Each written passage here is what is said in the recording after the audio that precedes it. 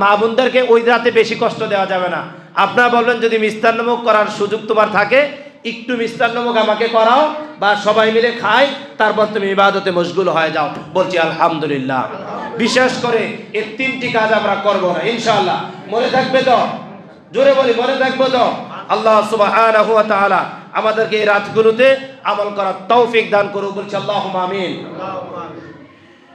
বিশ্বনবী জনাবে মুহাম্মদুর রাসূলুল্লাহ সাল্লাল্লাহু আলাইহি ওয়াসাল্লাম বলেছেন, লাইলাতুন নিসফু মিন শাবান, শাবানের মধ্য রজনীতে আল্লাহ সুবহানাহু ওয়া তাআলা অগণিত মানুষকে ক্ষমা করে দেন, অসংখ্য মানুষকে ক্ষমা করে দেন।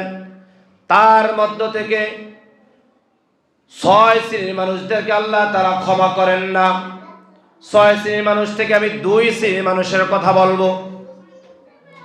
বিশেষ করে এই 2 শ্রেণীর মানুষকে আল্লাহ তাআলা এই রাতেও ক্ষমা করেন না।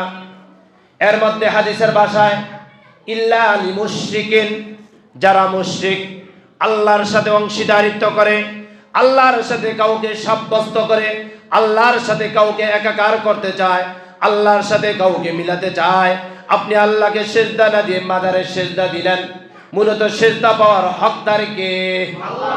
উচ্চ আওয়াজে বলুন, মূলত সিজদা পাওয়ার হকদার কে?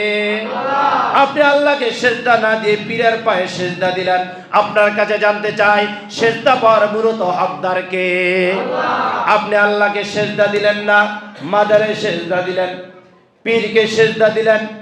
আমাদের সমাজে এমন জাহিলিয়াত আছে, পীরকে তো সিজদা দেয়, পীরের খানকাকেও সেজদা দেয়, এমনকি পীরের খাতকে অনেকে সেজদা দেয়, পীরের চেয়ারে গিয়ে চুমু দেয়। এইরকম নজিরও বাংলাদেশে আছে নাকি নাই? কেন দেয়? কেন দেয়? এই চেয়ারের মধ্যে আমার বাপজান বসেছে, এরকম বলে কি বলে না? যদি সেজদা পাওয়ার একমাত্র যদি হকদার যদি হতো আল্লাহ সুবহানাহু ওয়া তাআলার পরে জনাবে মুহাম্মদুর রাসূলুল্লাহ সাল্লাল্লাহু আলাইহি ওয়াসাল্লাম বলেছেন, পৃথিবীর প্রতিটি নারীদেরকে আমি আদেশ করতাম, পৃথিবীর প্রতিটি নারীদেরকে আমি অর্ডার করতাম, আল্লাহর পর যদি কাউকে সিজদা দেওয়ার যদি অধিকার হতো, পৃথিবীর প্রতিটি নারীরা যেন তার স্বামীকে সিজদা দেয়। এটা কে বলেছেন? বিশ্বনবী জনাবে মুহাম্মদুর রাসূলুল্লাহ সাল্লাল্লাহু আলাইহি ওয়াসাল্লাম বলেছেন। কত চমৎকারময় কথা বলেছেন।